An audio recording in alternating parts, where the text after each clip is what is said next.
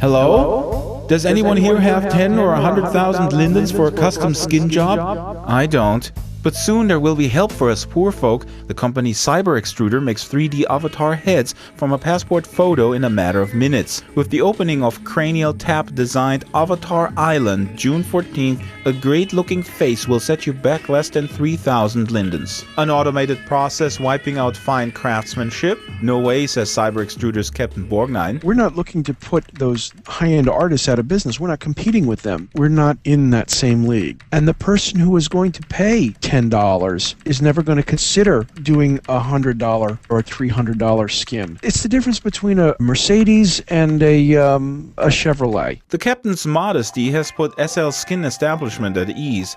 Michelle Margetts of Cryogen Lab is the first designer to set up a store on Avatar Island. The goal here is one-stop personality shopping. Customers can enhance their basic face right next to the extrusion lab. CyberExtruder has been around for 8 years, personalizing games like The Sims.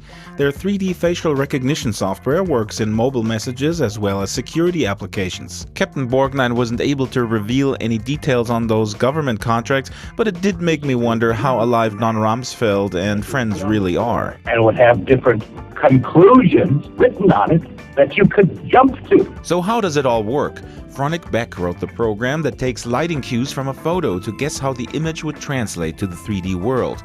The database then feeds the software with hundreds of references. We took a cross-section of the human race. When the software sees a photograph, we can model up the shape of the nose as well as the attached information that you can't see. Like when a forensic scientist takes a skull and starts to apply clay. Enough tech talk. Time to see the CyberExtruder X500 in action. Captain Borgnine had assured me that no permanent harm could be done, and I was ready to play test subject. Only if I had problems paying for this, he would not be able to guarantee my safety. Even the bill collector's job is fully automated. System activated. For the sake of frontline journalism, let's get started. 5, 4, 3, 2, 1, engage.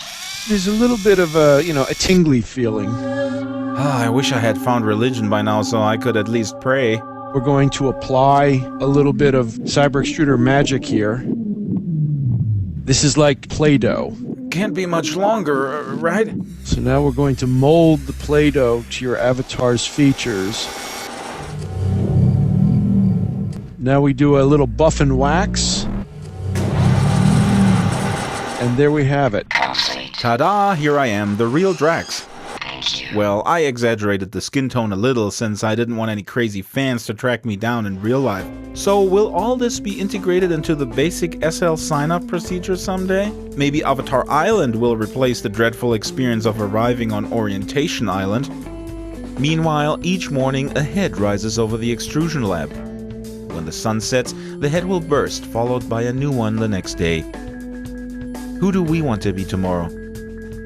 Perhaps the president? Ah, if we could only undo some decisions as easily as we switch out our heads in Second Life. I'm Draxtor Dupre for Life4You News.